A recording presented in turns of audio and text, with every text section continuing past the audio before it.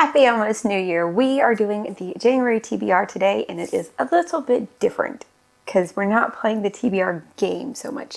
January has a theme though. And also, hopefully this sounds good. We got a new mic for Christmas, so hopefully the sound will be better and clearer now. If it's funny, that's more myself probably than the mic. At least fingers crossed, right? Fingers crossed. Okay, so I said it's the TBR slash we're going to do in 2024, we're going to give ourselves a little bit more leeway and say some of the books are going to be an MBR. Because having all of them be a TBR is just, it's mental pressure that, you know, we don't have to have because we don't have to stick to the TBR. But, you know, it's what we do. We all are like, we have to fix the TBR. So, MBR, if I put them in the MBR, then it's more of a maybe. Maybe read. Yes. First, though, the TBR books. And the first one has to be the review set that I had you guys do the poll, and this one was the winner. So we will be starting Empire's Silence by Christopher Rocchio. This is book 1 in the Sun Eater series. I'm sorry, my voice still sounds sinusy. It's going to be real hard to tell if it's the microphone or myself, though, that's making it sound funny. But, so we have dedicated to reading and reviewing the Sun Eater series every month in 2024. I'm very excited. I got this one for Christmas, Empire's Silence. This is not his war. The galaxy remembers him as a hero, the man who burned every last alien Cillian from the sky. They remember him as a monster, the devil who destroyed a sun, casually annihilating 4 billion human lives, even the Emperor himself, against imperial orders. But Hadron was not a hero. He was not a monster. He was not even a soldier. On the wrong planet at the right time for the best reasons, Hadron Marlowe starts down a path that can only end in fire.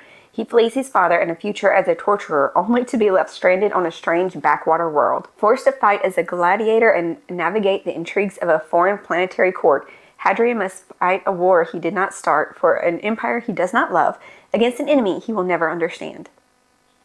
Cool.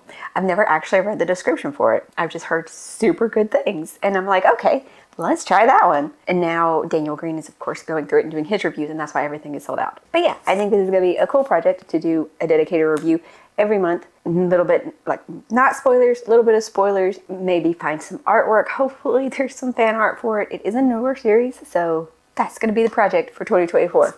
The main project for 2024, I suppose. And then the other definitely have to is, of course, our Buddy Read Book Club. I just don't know what to call it. But we picked Threads of Power by Kika Hatzopoulos. And this is kind of in the vein of Grecian retellings. Not exactly, because it's in a modern day setting. Oh, hey, look, I still have the author letter in there. This is my Fairy Loot copy. The descendants of fates are always born in threes, and she can see threads, shimmering silver lines, connecting every person. When a relationship is formed, a new thread appears. When a person's life thread is cut, it's their time to die. Io uses her gifts as a private investigator, trying to make ends meet in a world which treats other born people like her with suspicion and prejudice. And then she witnesses a murder, and she becomes involved in the investigation, and somehow her sister is involved. And who's the love interest supposed to be? Eddie is a member of the violent Rossi mob who rule Olante, and so they have to work together to solve the murdery thing. So it sounds interesting. It's a beautiful book. The next book that I will definitely be reading is The Tainted Cup by Robert Jackson Bennett. I have not read Foundry Side or any of that other work, but this one sounds really cool because it is a Holmesian Watson retelling in like a fantasy world setting where our main character is Anna Dalbar, she's a brilliant detective, but she's also very, very eccentric. And she is called to investigate a murder that is quite unusual, even in a place with magic and stuff, because there is an officer who is killed in his own home by a tree. Yes, a tree erupted from his body. And then her new assistant is Denios Cole, magically altered in ways that make him perfect aid to Anna's brilliance. He's scandalized, perplexed, and utterly infuriated by his new superior. And as the two get closing on a mastermind and uncover a scheme that threatens the Empire itself, Dan realizes he's barely begun to assemble the puzzle that is Anna Dobrov. So we have fantasy, and we have some mystery, and it sounds very intriguing.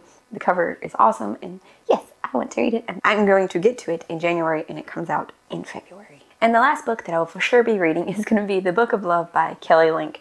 I'm not sure, I thought this was an adult, but it does say 3 teenagers become pawns in a supernatural power struggle. Late one night, Laura, Danielle, and Mo find themselves beneath the fluorescent lights of a high school classroom almost a year after disappearing from their hometown. The small seaside community of Lovesend, Massachusetts, having long been presumed dead, which in fact They are. With them in the room is their previously unremarkable high school music teacher who seems to know something about their disappearance and what has brought them back again. Desperate to reclaim their lives, the three agree to the terms of the bargain their music teacher proposes. They will be given a series of magical tasks. While they undertake them, they may return to their families and friends, but they can tell no one where they've been. In the end, there will be winners and there will be losers. But their resurrection has attracted the notice of other supernatural figures, all with their own agendas. Laura, Danielle, and Mo grapple with the pieces of the lives they left behind, and Laura's sister, Susanna, attempts to reconcile what she remembers with what she fears. Three mysterious others begin to arrive, engulfing their community in danger and chaos, and it becomes imperative that the teens solve the mystery of their deaths to avert a long-looming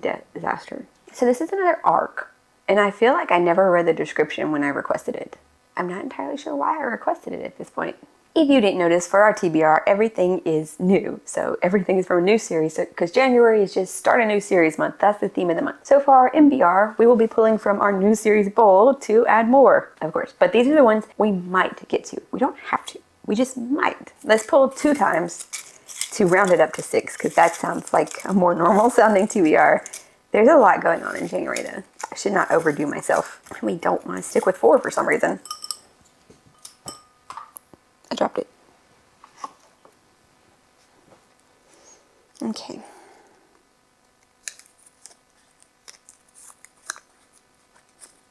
I don't have this one. I should have also made them be ones that I owned, so that I don't go get books. But I got the Sword Defiant, which is kind of nerve-wracking because I have not heard great things about it, even from people who were, you know, looking forward to it. So I'm nervous now about reading this because I was looking forward to this and then I never got it when it came out. Okay, so the Sword Defiant might be one of them. It is one where they have already saved the world, but the group that saves the world is maybe no longer all good and things are popping up in their world again where evil might be rising. And one of the original band that saved the world might be the problem. And one of the main characters has the evil bad guy's sword from before. Yes. There's my description. I'm not going to look it up.